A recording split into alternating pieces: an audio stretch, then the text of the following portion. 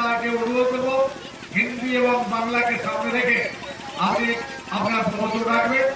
এই জন্য আপনাকে অনুরোধ করছি আপনি আপনার প্রবচন রাখুন।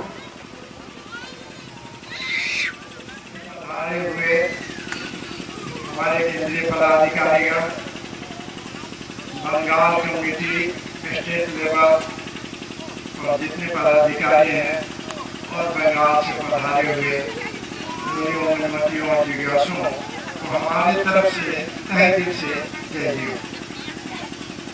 आज बहुत हर्ष की बात है कि आप लोग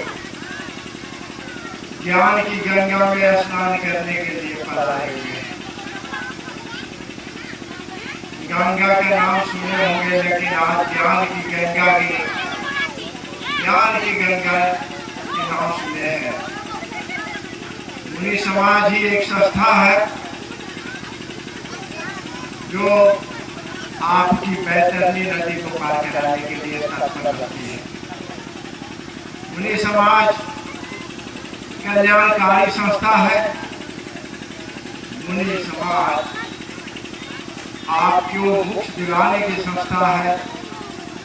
मुनि समाज जब संस्था को बनाए थे तो जमशेदपुर यानी कि आदिवासी प्रांत का नाम दिया, जबकि बिहार राज्य था। उस समय हम देखे हैं 72 से हम झारखंड में हैं। 1972 से झारखंड में थे, तो उस समय हम सचिव बने थे झारखंड प्रांत का, और सुने थे कि उससे बहुवचन देते थे तो भीड़ लग जाती थी। उस समय आपको सोचना होगा कि जब मुनेश्वर जी आते थे हिंदी में ही बात करते थे और वो सुनने के लिए तत्पर लोग रहते थे। इस ज्ञान को देने के लिए आए हैं, क्या चीज समझाने के लिए आए हैं। अभी आप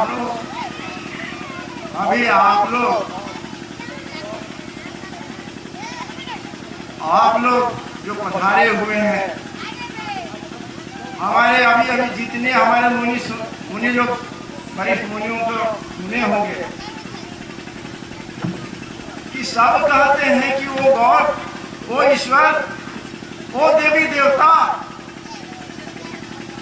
बाहर नहीं,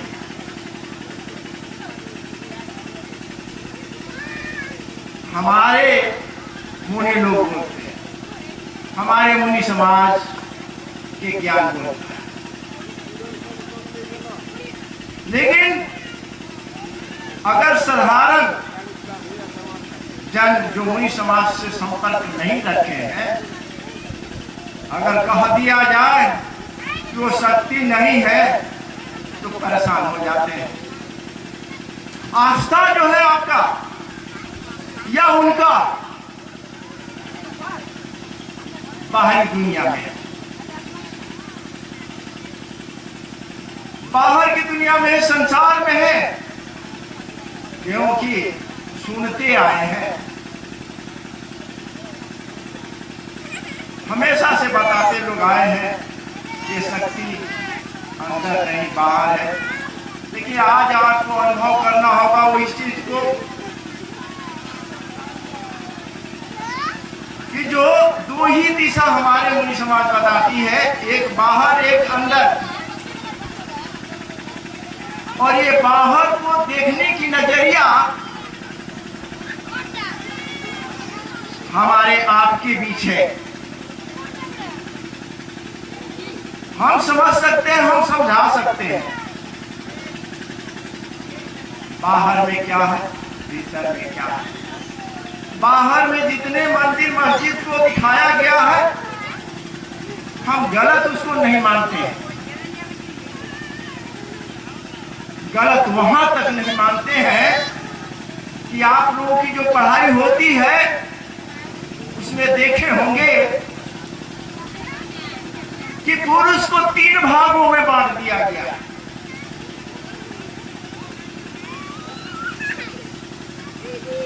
उत्तम पुरुष, मध्यम पुरुष, अन्य पुरुष। हम पढ़ाने वाले टीचर से भी पूछना चाहेंगे कि ये क्यों बांटा गया, पुरुष को डिवाइड क्यों किया गया, किस सिद्धांत से किया गया।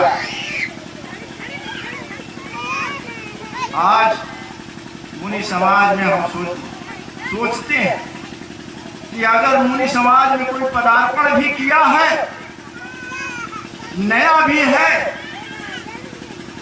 तो सोच करके आया होगा कि मैं उत्तम पुरुष में जा रहा हूं, उत्तम पुरुष बनने के लिए जा रहा हूं।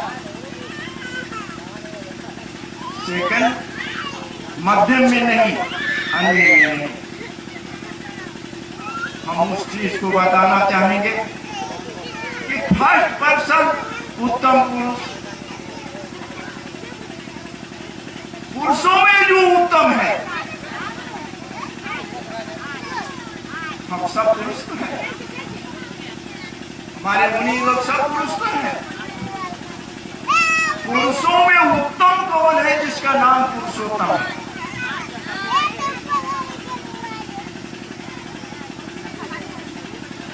आप लोग इसको समझने के लिए बैठे हुए हैं। हम आपसे यही पूछेंगे, हमारे समझ से कोई जो थर्ड पर्सन में नहीं, कोई सेकंड पर्सन में नहीं है।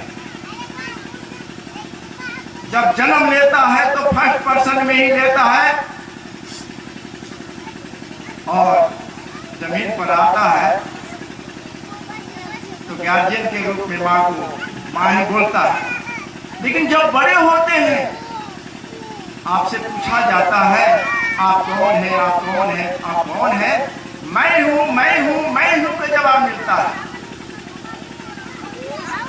मैं के जवाब यानी उत्तम पुरुष मैं हूं। अभी हम उतना दूर जाना नहीं चाहेंगे कि शरीर का वर्णन वेदों से लेकर के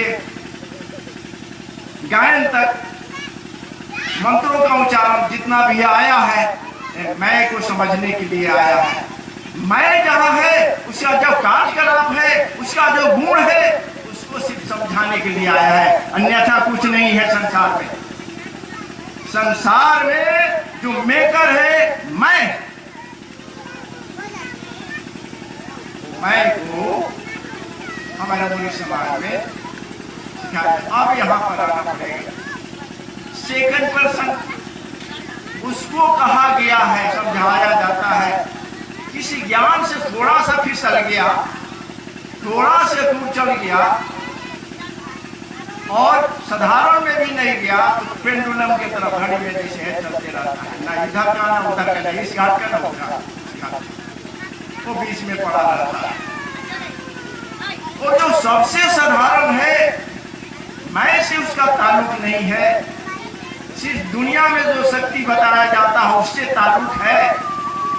उसके लिए हमारे कुछ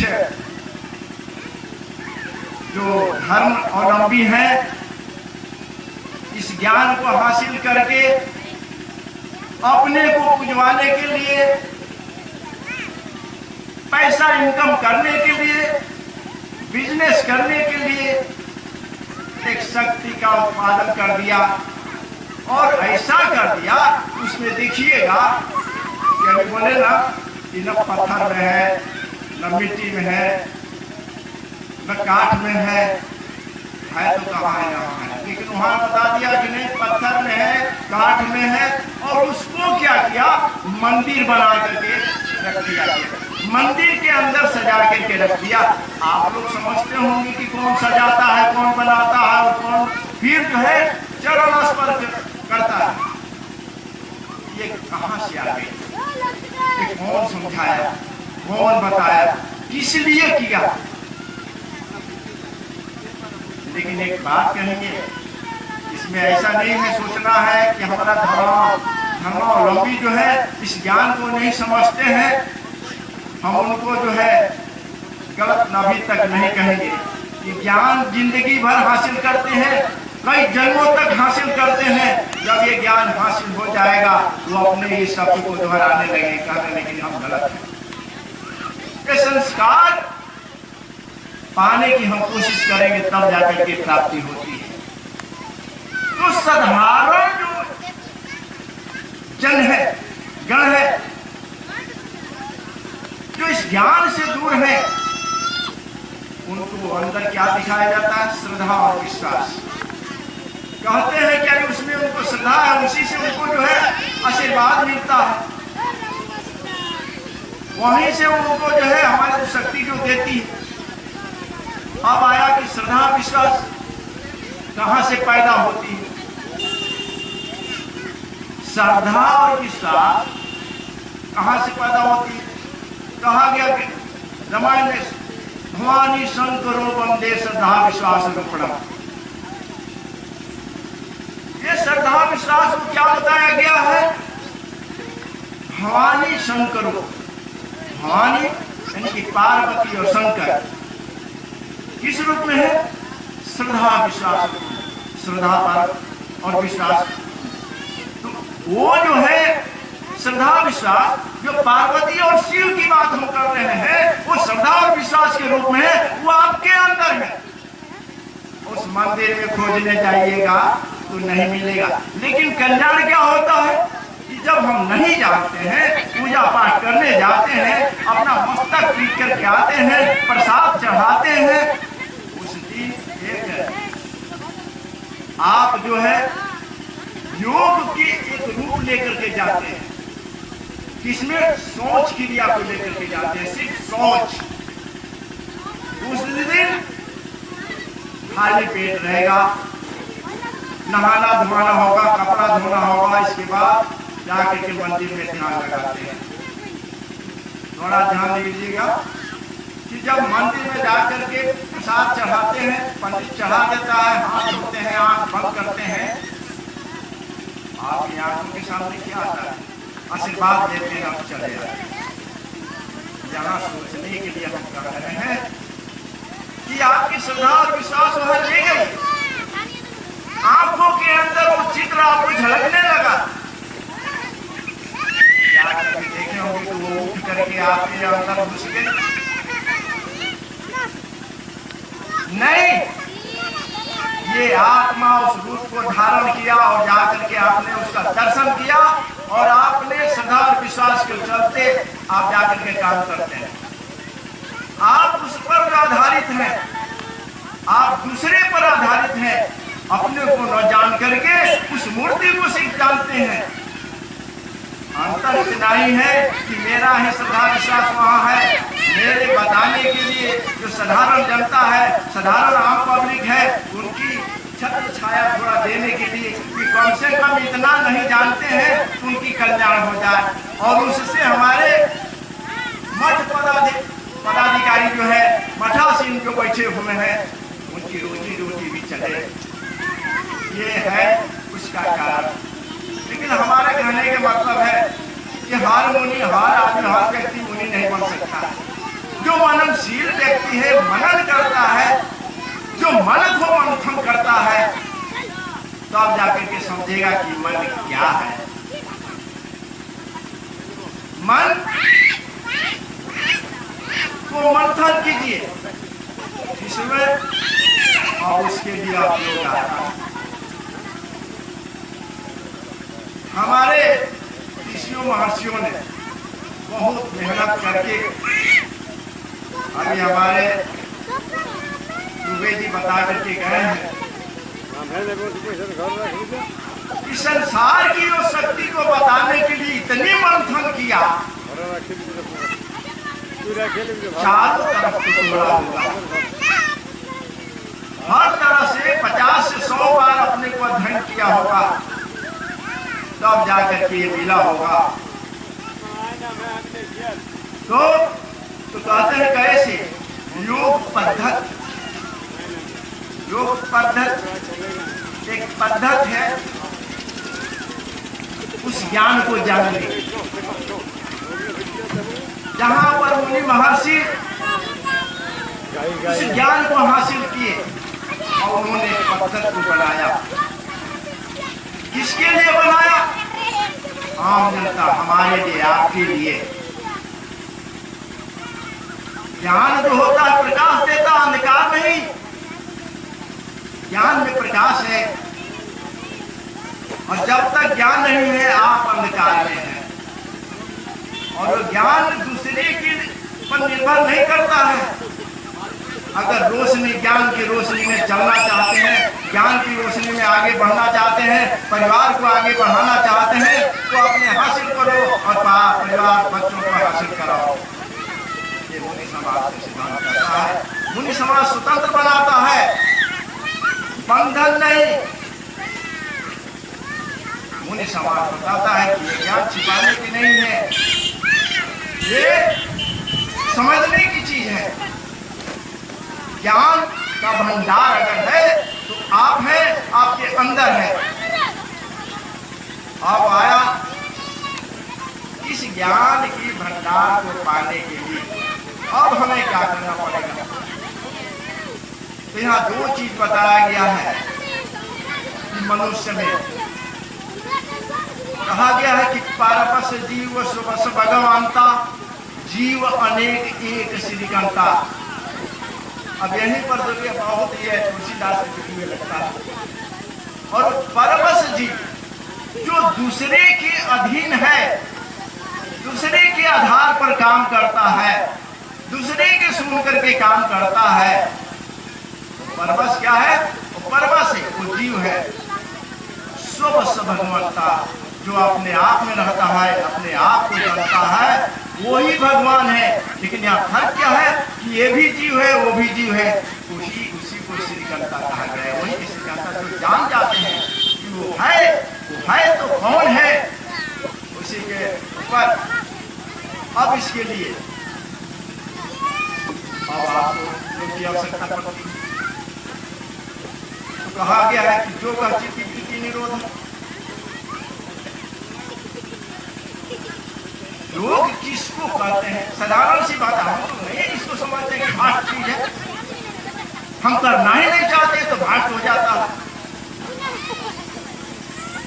योग योग कहते हैं चित्त के वृत्ति में, चित्त की वृत्तियों की निरोध। चित्त आया, वृत्ति आया, निरोध आया। चित्ती संज्ञा ने अपने आप को होने की बात, जिसमें चेतनता होती है,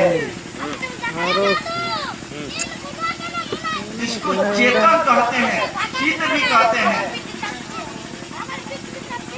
तो उसको जानना। और जो ही चेतन में चेतनता आ जाती है, यानी धारा प्रवाह आ जाती है, वो वृत्ति में आ गई। अब वृत्तियां बहुत से हम नहीं जानते, हम नहीं बताना चाहते, तो बताएं वृत्तियां कितने प्रकार की, उसको हम नहीं चाहते।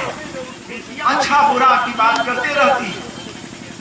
सवाल है कि वृत्तियां बाहर की तरफ है, हम बाहर की तरफ जाते हैं और बाहर की तरफ जाकर के हम डुबकी लगा जाते हैं। इसी पर कहा गया है कि जब मधुमक्खी का मधु जो गिरता है तो मक्खियां जाती है, तो एक मक्खी क्या करती है कि कुछ जाकर के उसको खाने के लिए गिर जाती है, लटका करके मर जाती है। और एक मक्खी ऐसी होती है, उसको टेस्ट लेने के लिए धीरे धीरे जाकर के साइड से खा करके निकल जाती है। वो भी मक्खी, ये भी मक्खी, एक तड़प के मर गई और एक चाट करके निकल गई। संसार एक ही, उसमें रस एक, रसिक अनेक। रसिक को आप रसिक हैं, रस बाहर कभी ले रहे हैं, भीतर कभी ले रहे हैं। अवस्था बेसिस की बात है। तो हमें कैसा लेना है? चक करके निकल जाना है, उसको टेस्ट को समझ लेना है, उसको घूम को ले लेना है कि क्या डूब करके मर जाना है। अब ये डूबने की बात हम कहाँ कर रहे हैं? उत्तम पुरुष में आना चाहते हैं कि साधारण में जाना चाहते हैं? उत्तमता को लेना चाहते हैं कि साधारण में जाकर के क्षमता के साथ जो है मरना जीना कष्ट उठाना, यही चाहते हैं। हर आदमी चाहता होगा कि नहीं हम सुखी संपन्न रहे, हम उस शक्ति को जाने, हम जो है किसी के अधीन नहीं रहे, गुलाम नहीं रहे। गुलामी स्वतंत्रता नहीं दे सकती। ज्ञान स्वतंत्र बनाता है। इसका ज्ञान दूसरे की ज्ञान की आवश्यकता नहीं है, अपनी ज्ञान की आवश्यकता है। किसी की दुआ की जरूरत नहीं है, अपनी दुआ की जरूरत है। जिस दिन इस विधि योग विधि से जागृत को पार करते हुए स्वप्ना में जाइएगा। आप यहाँ पर थोड़ा सा जागृत में हम लोग हैं।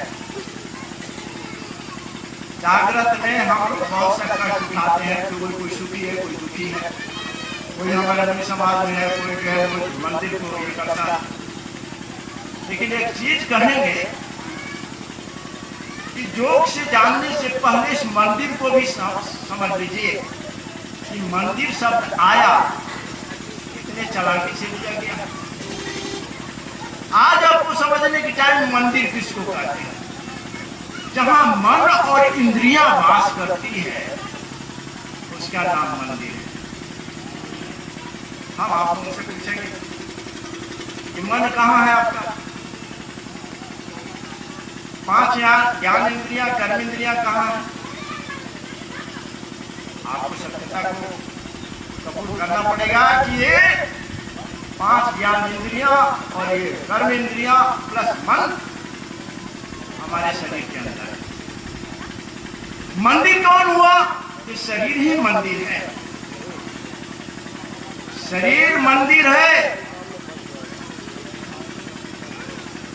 इस पर हमारे योगी कृष्ण ने इसको जाने, योग किए, तो कहते हैं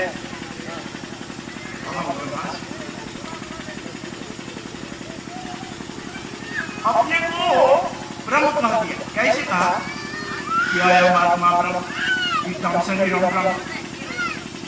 अयम आत्मा ब्रह्म, यह आत्मा ब्रह्म है। इदं शरीरम ब्रह्म, शरीर जब तक इस शरीर के अंदर आत्मा रहती है शरीर भी ब्रह्म है।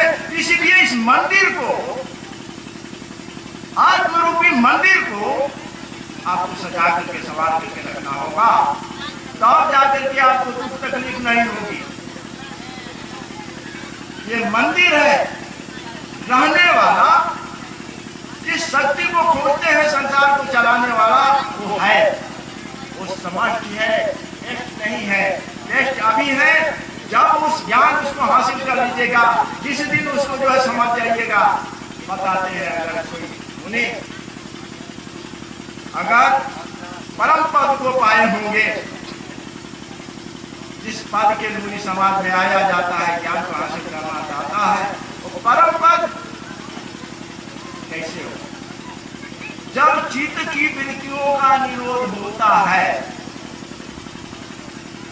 ये शरीर से हम करते हैं, आपको बंद करना पड़ता है।